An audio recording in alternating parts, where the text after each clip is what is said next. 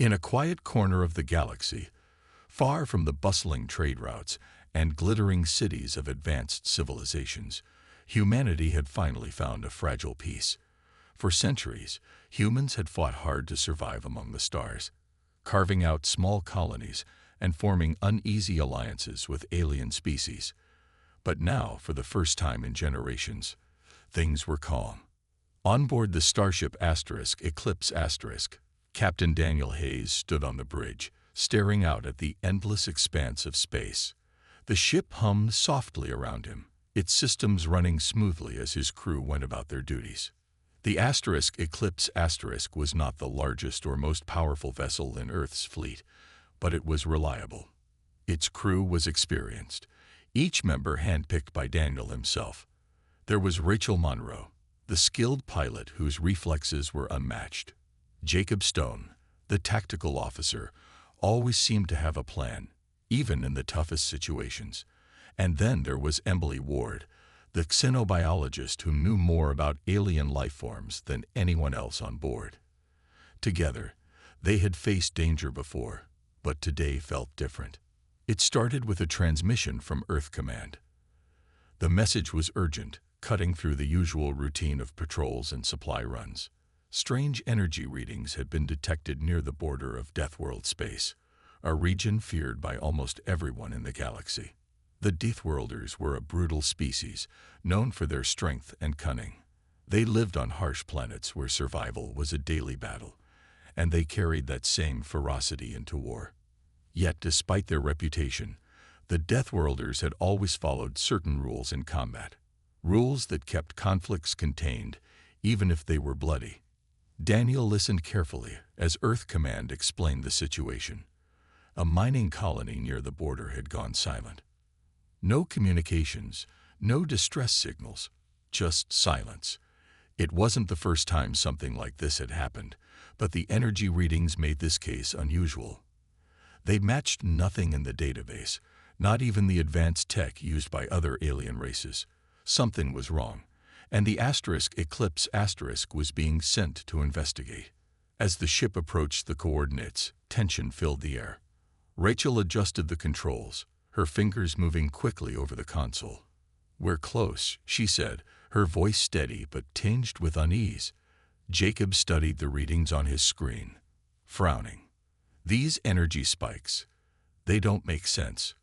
Whatever's out there, it's not natural." When they arrived, the scene was grim. The mining colony was gone, or rather, what remained of it floated eerily in the void. Pieces of metal and debris drifted silently, remnants of structures that had once housed hundreds of workers. Bodies frozen in death floated among the wreckage, their faces locked in expressions of terror. It was clear the attack had been sudden and merciless. Emily scanned the area, her eyes narrowing as she analyzed the data.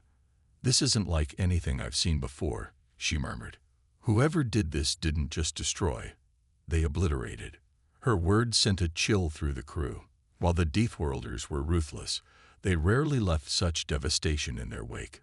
Something about this felt personal. Then came the survivors. A handful of miners had managed to escape in emergency pods, and they told a horrifying story. They spoke of strange new allies fighting alongside the Deathworlders, beings clad in shimmering armor, wielding weapons that tore through defenses with ease. They weren't playing fair, one survivor whispered, his voice trembling. "They never do that. Not until now." Rachel turned to Daniel, her face pale. "If the Deathworlders have changed how they fight, we're in trouble. This isn't just evolution, it's betrayal." Daniel nodded slowly, the weight of the situation settling heavily on his shoulders. He knew she was right. The old rules no longer applied. Whatever was happening here, it was bigger than any of them realized. And as the Eclipse * prepared to leave the ruined colony behind, Daniel couldn't shake the feeling that they were walking straight into a storm they weren't ready for. The Eclipse * moved cautiously through the debris field, its sensors scanning every piece of wreckage for clues. The crew worked in silence, their usual banter replaced by a tense focus. Emily Ward carefully examined fragments of metal and shards of equipment pulled aboard by the ship's robotic arms. She held up a twisted piece of alloy, her brow furrowed as she studied it under the lab's harsh light. "This doesn't match any known Deathworlder tech," she said aloud, though no one needed to hear it to know. The evidence was clear. Whatever had happened here went beyond anything the Deathworlders had ever done before. Jacob Stone sat at his station on the bridge, running simulations based on the energy readings they'd picked up earlier. His fingers flew across the console, pulling up graphs and charts that made little sense to anyone but him. Finally, he leaned back in his chair, exhaling sharply. "These patterns, they're not random. Someone's guiding them. Someone with tech far ahead of ours." Rachel Monroe glanced over from her pilot's seat, her expression grim. "You think they've got help? Like outside help?" Jacob nodded. "That's exactly what I think." Captain Daniel Hayes listened to the exchange, his mind racing. If the Deathworlders had found allies, or worse, been taken over by another force, it changed everything. For years, humanity had relied on the fragile balance of power in the galaxy. Each species played by its own rules, and while those rules often led to violence, they kept outright annihilation at bay. But if the Deathworlders were breaking those rules, it meant chaos. And chaos was something no one could afford. As the Eclipse drifted closer to the edge of Deathworld territory, the crew prepared for the worst. They knew the risks of venturing into such dangerous space, but orders were orders. Earth Command wanted answers, and the Eclipse was the closest ship to the scene. Still, Daniel couldn't shake the feeling that they were being sent into a trap. He called a quick meeting in the ship's briefing room, gathering his team around the holographic table. "We need to be smart about this," Daniel began, his voice calm but firm. "If the Deathworlders have new allies, or if they've been forced into working with someone else, we can't assume they'll stick to their old ways. We go in quiet, gather intel, and get out fast. No heroics." Rachel crossed her arms, her sharp eyes locking onto his. "And if we find survivors, or proof of what's really going on?" Daniel hesitated, then sighed. "We do what we can, but our priority is getting that information back to Earth Command." "Got it." The team nodded, though none of them looked particularly reassured. Later, as the Eclipse entered Deathworld space, the tension aboard the ship grew almost unbearable. The region was infamous for its hazards: asteroid fields, radiation storms, and planets so hostile that even the toughest species struggled to survive there. But it wasn't the environment that worried the crew, it was the inhabitants. The Deathworlders were unpredictable at the best of times, and now, with rumors of strange new allies, they were downright terrifying. It wasn't long before trouble found them. A squadron of Deathworlder fighters appeared on the scanners, moving fast and heading straight for the Eclipse. Rachel gripped the controls tightly, readying the ship for evasive maneuvers. "They've spotted us," she said, her voice tight. "What's the plan, Captain?" Daniel clenched his jaw, watching the blips on the screen grow closer. "Hold your position. Let's see if they want to talk first."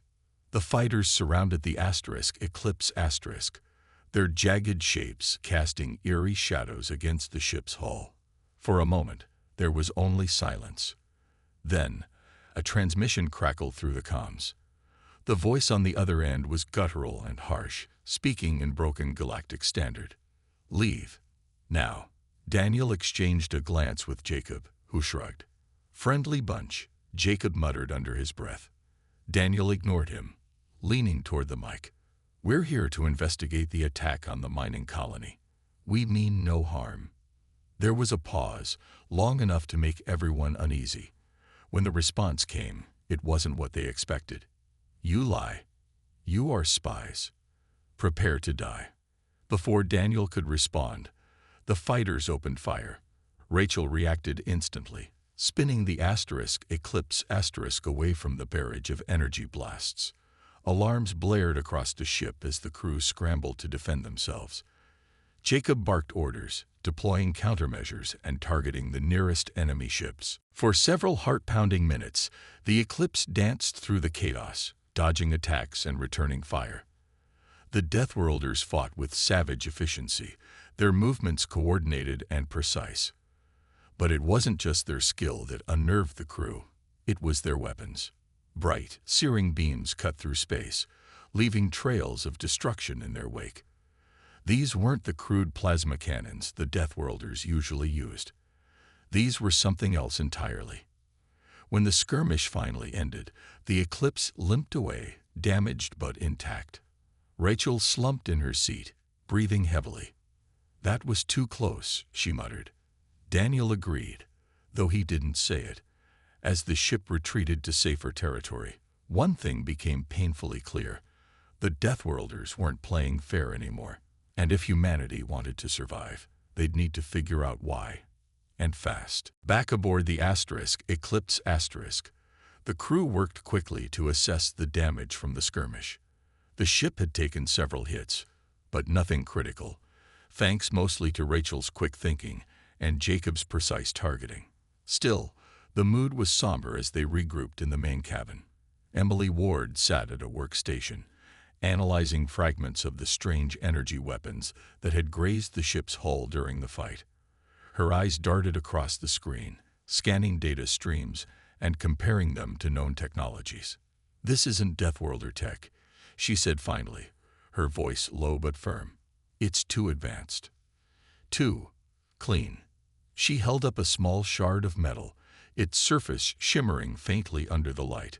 "Whoever built this knows things we don't.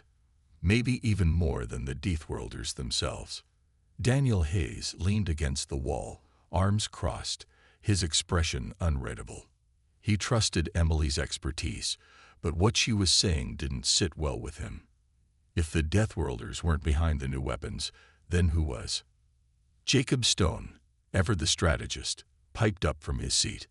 What if they'd got sponsors? Some kind of backer helping them upgrade? Rachel Monroe shook her head, pacing near the window. "That doesn't fit. The Deathworlders have always been proud, too proud to take help from anyone. They'd see it as weakness." Daniel nodded slowly. "Then maybe it's not help. Maybe it's control." The room fell silent at that. The idea was chilling. If the Deathworlders were being controlled or manipulated by another force, it meant humanity wasn't dealing with just one enemy. It was facing two. And neither was predictable. Emily broke the silence, turning back to her monitor. "I'm picking up traces of something unusual in the weapon residue. Nanites, self-replicating machines, but unlike anything I've seen before." She paused, glancing at Daniel. "If these nanites are spreading, they could be upgrading the Deathworlders' biology, making them stronger, faster, deadlier." Daniel straightened, his mind racing. If the Deathworlders were being enhanced, it explained why their tactics had changed so drastically. But who, or what, was behind it, and why now? Before he could respond, Jacob interrupted, pointing at his own screen. "I've got something." Encrypted transmissions coming from deep inside Deathworld space. They're short bursts, hard to track. But, he frowned, adjusting the settings. They're not Deathworlder signals. Whoever's sending them is using tech way beyond anything we've encountered. Rachel stopped pacing, her sharp eyes narrowing. "So we've got upgraded soldiers, alien nanites, and mystery messages. Sounds like someone's playing a bigger game here. And we're caught in the middle." Daniel sighed, rubbing his temples. "We need to figure out who's pulling the strings.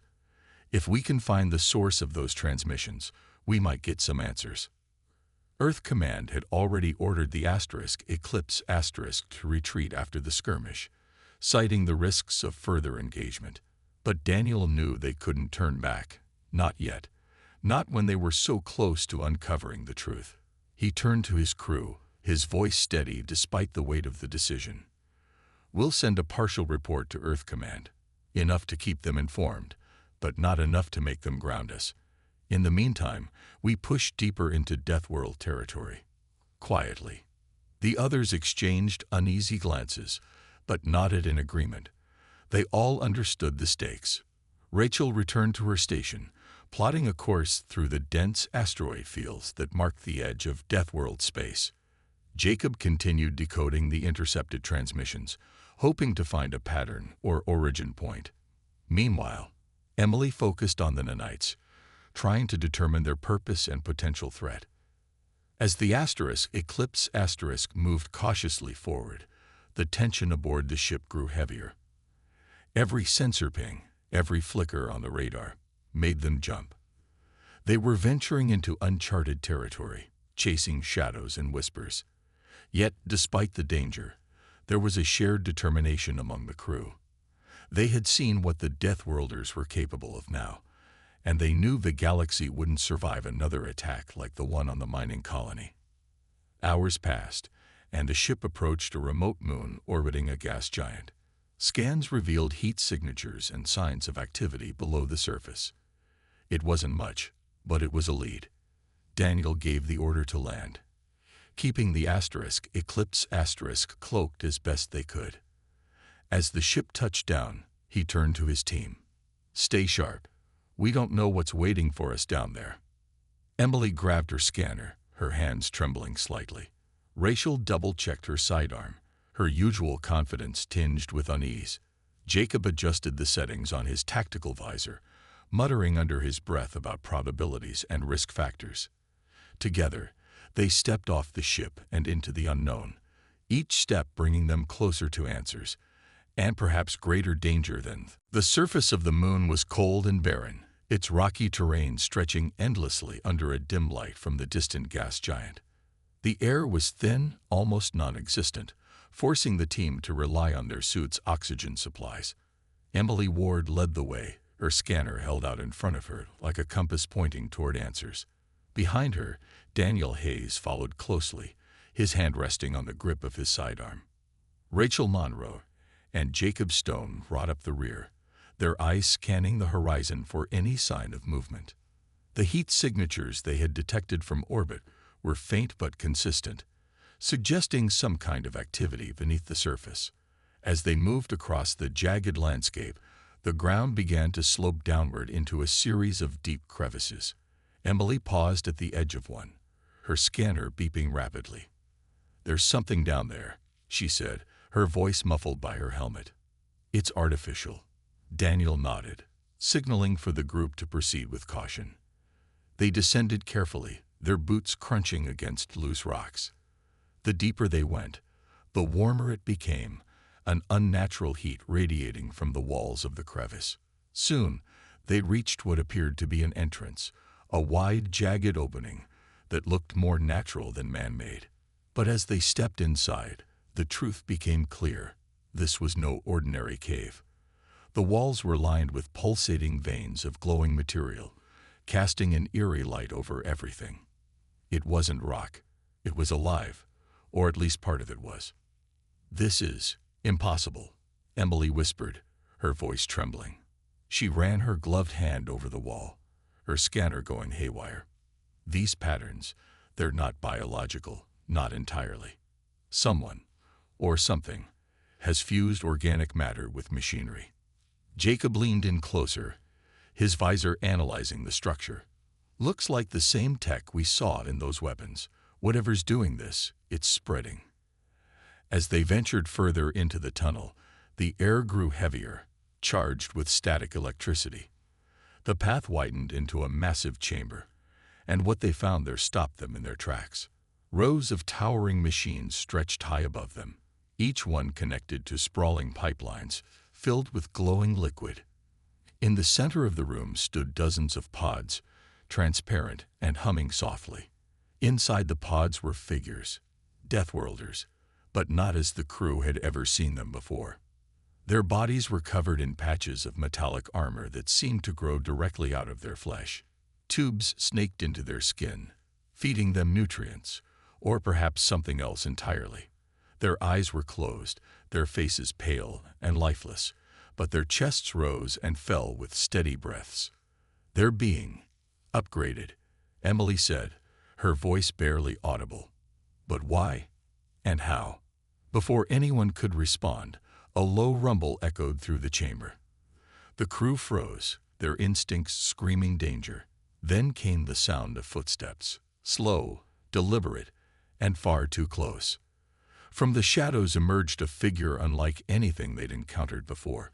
It was tall, taller than any Deathworlder, its body encased in shimmering armor that reflected the dim light. Its face was hidden behind a smooth, featureless mask, and its movements were unnervingly fluid. "Who are you?" Daniel demanded, raising his weapon cautiously. The figure didn't answer, instead tilting its head slightly as if studying them. Rachel tightened her grip on her own gun, her finger hovering over the trigger. "This isn't good," she muttered under her breath. Jacob adjusted his visor again, trying to scan the figure, but the readings came back blank. "Whatever it is, it's blocking my sensors." The tension in the room was suffocating. For a moment, no one moved. Then, without warning, the figure raised an arm, pointing directly at Emily. A beam of light shot out, striking her scanner and sending sparks flying. She stumbled back, dropping the device as it sizzled and died. "Fall back," Daniel shouted, firing a warning shot toward the figure. The bullet ricocheted harmlessly off its armor, leaving not even a scratch. The team retreated quickly, their hearts pounding as they scrambled back up the tunnel. Behind them, the figure made no move to follow, standing motionless in the chamber as if it had accomplished its purpose. By the time they reached the surface, they were breathing hard, their minds racing. Emily clutched her damaged scanner, her hands shaking. "That thing, it knew we were coming," she said, her voice barely above a whisper. "It let us see all of that, for a reason." Daniel didn't respond immediately. His jaw clenched as he stared back toward the cave. Whatever they had stumbled upon, it was bigger than they had imagined. The Deathworlders weren't just upgrading themselves. They were being transformed by something far more advanced, something that didn't want to stay hidden anymore. And now, humanity was caught in the middle of a game it didn't fully understand. Back aboard the Eclipse Asterisk, the crew gathered in the main cabin, their faces pale and drawn. Emily Ward sat at her workstation, trying to piece together what little data remained from her damaged scanner. Her hands moved quickly, but frustration was evident in the way she tapped the console harder than necessary. "I lost most of it," she admitted finally, her voice heavy with disappointment. "But I managed to save some readings before the thing fried." She pulled up a fragmented image on the screen, a blurry outline of the towering figure they had encountered in the chamber. Jacob Stone leaned over her shoulder, squinting at the display. "That armor, it's not like anything we've seen before. Not Deathworlder tech. Not ours. Not even close." He adjusted his visor, running simulations based on the limited data. "Whatever it is, it's designed to adapt. That's why my scans couldn't get through. It's constantly shifting frequencies, hiding itself." Rachel Monroe paced near the window, her arms crossed tightly. "So we're dealing with something smarter than us. Great." Daniel Hayes stood quietly, watching his team process what they had seen. The sight of those pods, the transformed Deathworlders, and the mysterious figure lingered in his mind. It was clear now that the Deathworlders weren't acting alone. Someone, or something, was controlling them, using them as tools in a larger plan. But who? And why? These questions weighed heavily on him, but he knew they couldn't afford to dwell on them for long. Time was running out.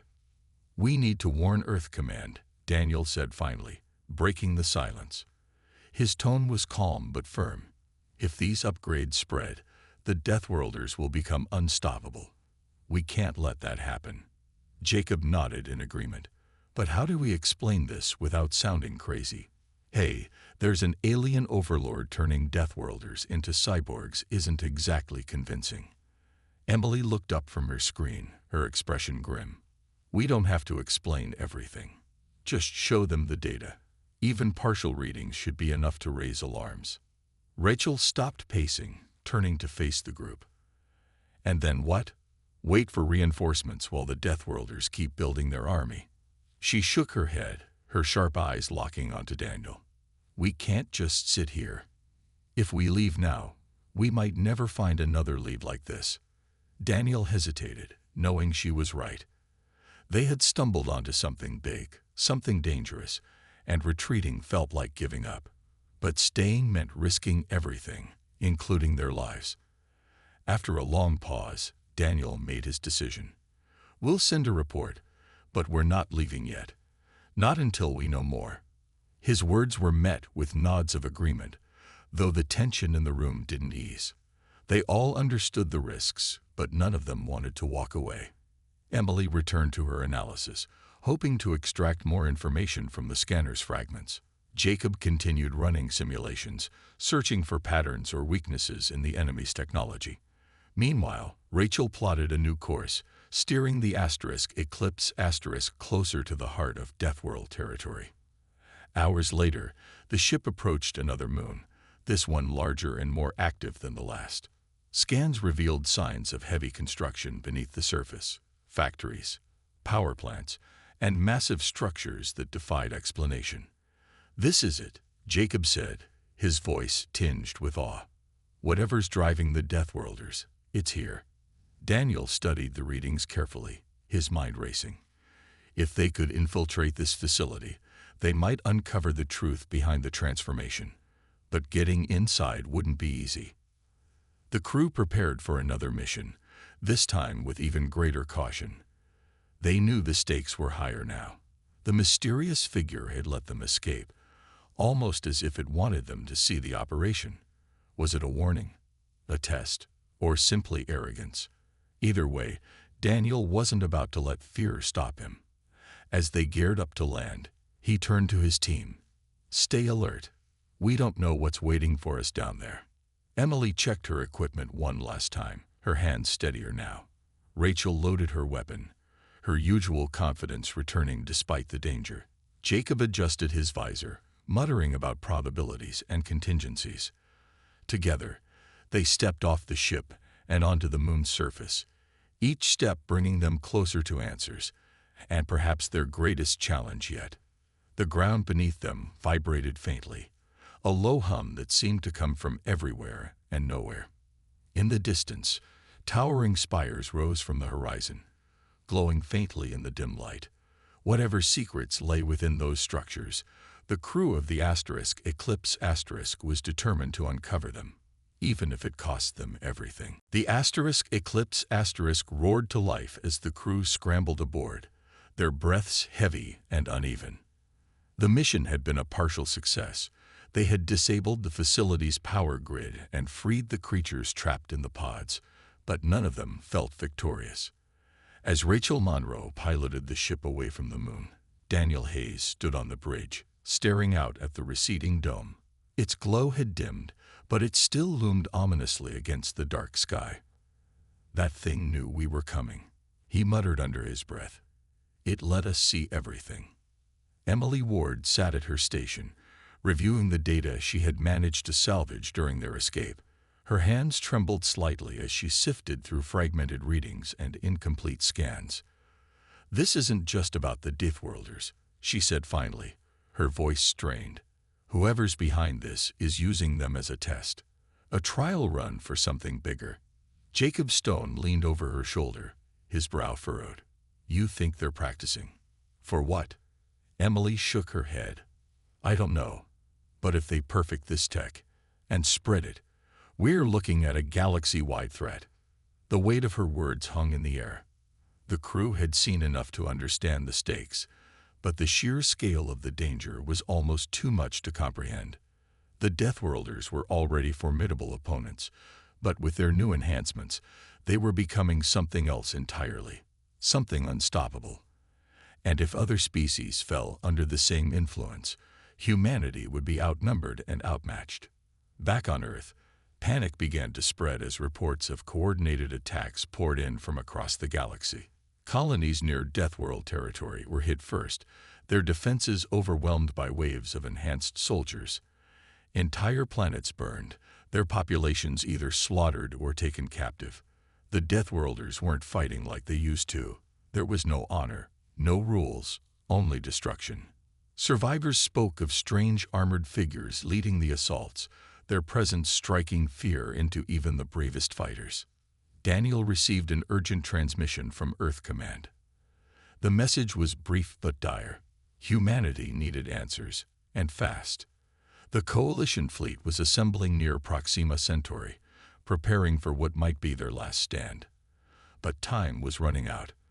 The Deathworlders were building something, a superweapon capable of wiping out entire star systems.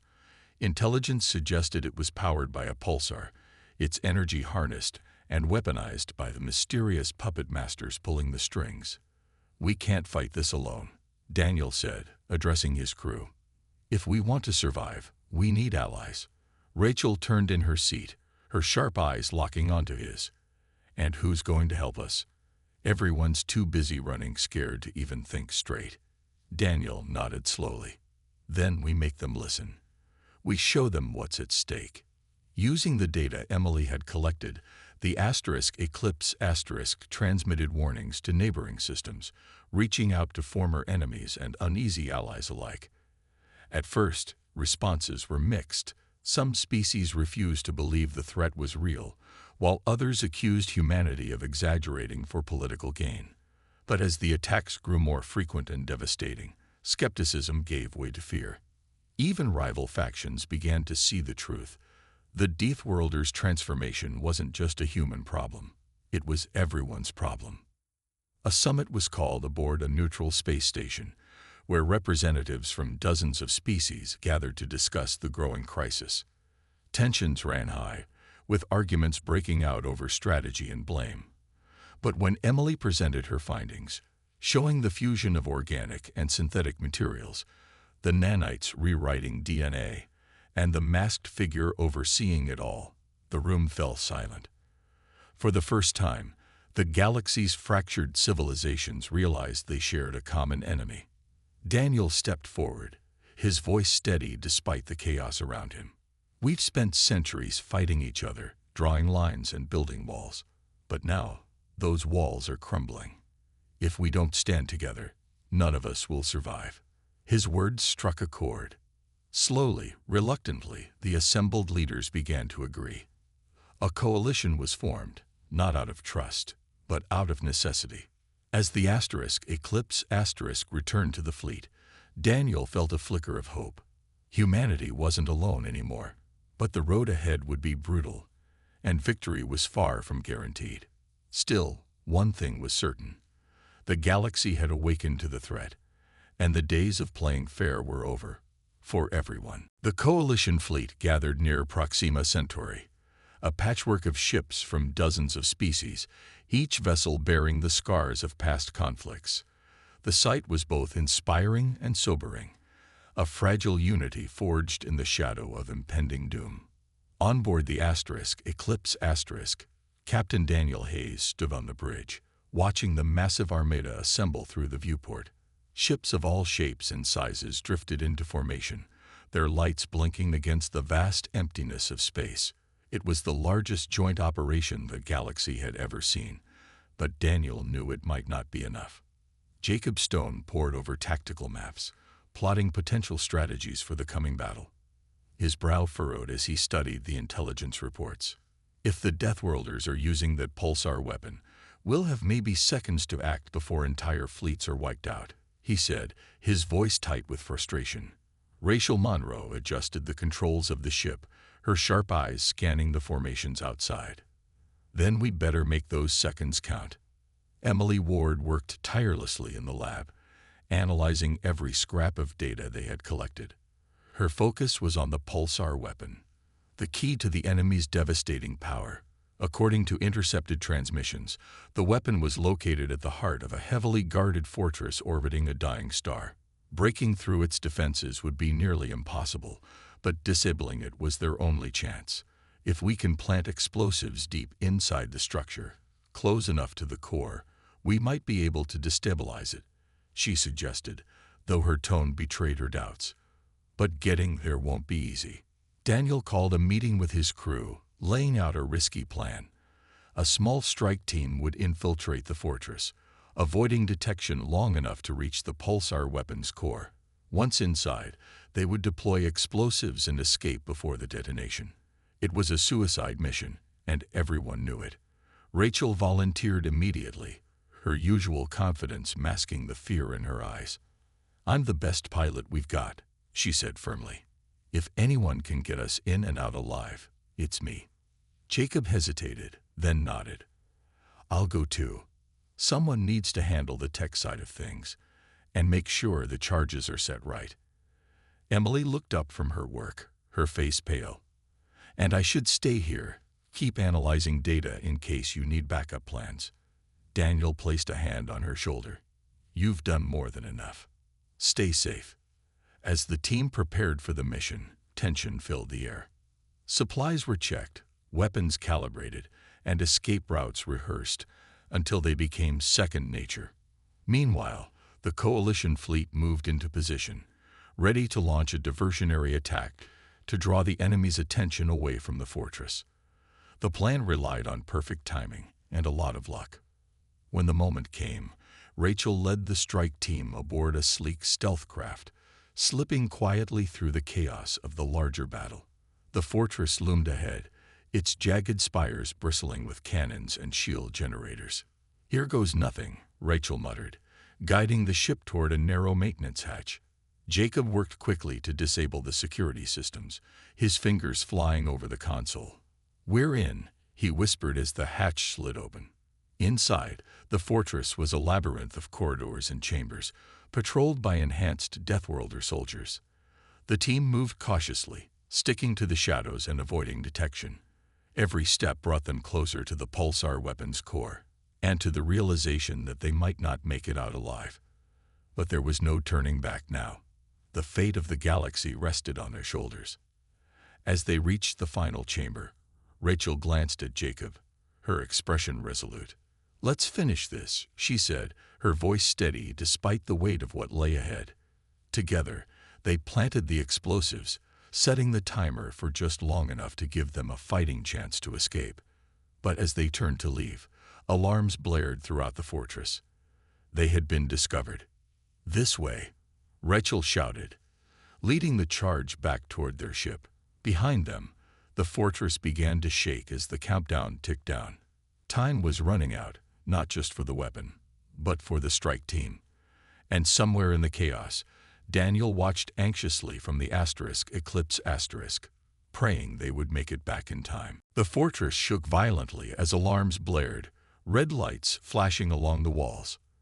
Rachel Monroe sprinted ahead, her boots pounding against the metal floor, her heart racing faster than her legs. Jacob Stone followed close behind, clutching the detonator tightly in one hand while his other gripped his weapon. The sound of enemy footsteps echoed behind them, growing louder with every second. "They're catching up," Jacob shouted, glancing over his shoulder. Rachel didn't respond. Her focus was on the narrow maintenance hatch they had entered through. A tiny speck of light in the distance. If they could reach it, their ship was waiting just beyond. But the corridor ahead was collapsing under the strain of the pulsar weapon's destabilization. Panels fell from the ceiling, sparks raining down like fireflies. She dodged a falling beam, her movements quick and precise. "Keep moving," she yelled, her voice cutting through the chaos. Behind them, Deathworlder soldiers poured into the hallway, their enhanced armor glowing faintly in the dim light. Energy blasts tore through the air, narrowly missing Jacob as he ducked behind a chunk of debris. He returned fire, aiming for the joints in their armor where the shielding was weakest. One soldier stumbled, but the others kept advancing, their speed unnerving. "We can't hold them off forever," Jacob called out, desperation creeping into his voice. "I know." Rachel snapped back, her sharp eyes scanning the path ahead. The hatch was closer now, but so was the countdown. The explosives had 30 seconds left, enough time to escape if they were fast, but not enough to fight. "We need to move faster," she shouted, pushing herself harder despite the burning in her lungs. As they neared the hatch, the ground beneath them buckled, throwing Rachel off balance. She hit the floor hard, pain shooting through her side. Jacob skidded to a stop, grabbing her arm and pulling her to her feet. "Come on," he urged, half dragging her toward the exit. They reached the hatch just as the timer hit 10 seconds. Rachel scrambled through first, her hand scraping against the edges as she pulled herself into the open air. Jacob followed, barely squeezing through as the fortress began to collapse behind them. The stealth craft was parked nearby, its engines already humming. Rachel leaped into the pilot's seat, her fingers flying over the controls. Jacob strapped himself in, clutching the armrests as the ship shot forward. Behind them, the fortress erupted in a blinding explosion, the shockwave rocking their vessel. Rachel fought to keep the craft steady, her knuckles white on the controls. For a moment, it felt like they wouldn't make it. The force of the blast threatened to tear the ship apart. But then they were clear, speeding away from the inferno as the pulsar weapon imploded, taking the fortress with it. Jacob slumped back in his seat, breathing heavily. "That was too close," he muttered, his voice trembling. Rachel didn't answer, her eyes fixed on the horizon, as she guided the ship back toward the Eclipse *. Her hands were steady now, though her mind replayed every second of the escape. When they finally docked with the Eclipse *, the crew rushed to greet them. Daniel Hayes was the first to step forward, his face a mix of relief and concern. "You made it," he said simply, his voice heavy with emotion. Rachel nodded, climbing out of the ship with stiff movements. "Barely," she admitted, her usual confidence replaced by exhaustion. Jacob handed over the detonator, his hand still shaking slightly. "The weapon's gone. That should buy us some time." Emily Ward approached, her expression softening as she looked at the battered pair. "You did good," she said quietly. Rachel forced a weak smile. "Let's hope it's enough." Back on the bridge, Daniel watched as the coalition fleet regrouped, their formations tighter now after the loss of so many ships. The destruction of the pulsar weapon had dealt a significant blow to the enemy, but it wasn't over yet. The masked figures leading the Deathworlders were still out there, their true motives unknown, and the galaxy was far from safe. As the Eclipse * prepared to join the next phase of the battle, Rachel stood beside Daniel, staring out at the stars. "What happens now?" she asked, her voice quiet but steady. Daniel sighed, his jaw tightening. "We keep fighting, no matter what." The war was far from won, but for the first time, humanity and the galaxy had a fighting chance, and that was enough to keep them going. The galaxy was forever changed. The destruction of the pulsar weapon had dealt a heavy blow to the Deathworlders and their mysterious puppet masters, but the cost was staggering. Entire planets lay in ruins, their skies darkened by ash and debris. Billions of lives had been lost, and survivors wandered through the wreckage, searching for meaning in the aftermath. On board the Eclipse *, Captain Daniel Hayes stood on the bridge, staring out at the stars. The battle scars on his ship were a reminder of how close they had come to failure, and how much farther they still had to go. Rachel Monroe sat quietly in the pilot's seat, her hands resting lightly on the controls. She hadn't spoken much since returning from the fortress, her usual sharp wit dulled by the weight of what she'd seen. Jacob Stone worked silently at his station, running simulations and analyzing data, though his mind kept drifting back to the faces of those they couldn't save. Emily Ward spent hours in the lab, studying fragments of the enemy's technology, determined to understand the full scope of the threat. Each member of the crew carried their own burden, but they shared one thing: a refusal to give up. Earth Command hailed the Eclipse * with updates from across the galaxy. The coalition fleet had succeeded in pushing back the Deathworlder forces, but the victory was bittersweet. Allied species mourned their losses, their once proud civilizations reduced to rubble. Yet, amidst the grief, something unexpected emerged: a fragile but growing unity. For the first time in history, rival factions were working together, sharing resources and strategies. Old enemies became uneasy allies, bound by the shared goal of survival. The war had stripped away pretenses, leaving only raw determination. Daniel called a final meeting with his crew, his expression grave but resolute. "We've bought ourselves some time," he began, his voice steady despite the exhaustion etched into his face. "But this isn't over. Whoever's behind all this, the ones controlling the Deathworlders, they're still out there. And they won't stop until they've remade the galaxy in their image." Rachel nodded slowly, her sharp eyes locking onto his. "Then we find them, before they find us." Emily stepped forward, holding up a shard of crystalline material recovered from the fortress. "This is part of their tech," she explained, her voice tinged with urgency. "It's unlike anything I've ever seen. If we can figure out how it works, maybe we can track them down." Jacob leaned in, studying the fragment closely. "Or find a way to fight back. Whatever these things are, they're not invincible." As the Eclipse prepared to leave Proxima Centauri, the crew knew their journey was far from over. The masked figures leading the Deathworlders remained an enigma, their motives unclear. Were they conquerors? Scientists? Something else entirely? The answers lay hidden in the depths of space, waiting to be uncovered. But one thing was certain: humanity, and every other species, would face extinction if they didn't act. Rachel took her place at the helm, guiding the ship toward uncharted territory. Her hands moved with practiced precision, though her thoughts lingered on the sacrifices made along the way. Jacob monitored the sensors, his eyes scanning for any sign of danger. Emily returned to her lab, her mind racing with possibilities, and Daniel stood watch on the bridge, his gaze fixed on the horizon. The story of the day the Deathworlders stopped playing fair became legend, a tale told across the galaxy, passed down through generations. It was a story of loss and courage, of betrayal and unity, of heroes who gave everything to protect a fragile peace. Rachel's sacrifice during the final assault on the fortress was remembered as a symbol of hope, proof that even in the darkest moments, bravery could light the way. For Daniel and his crew, there was no time to rest.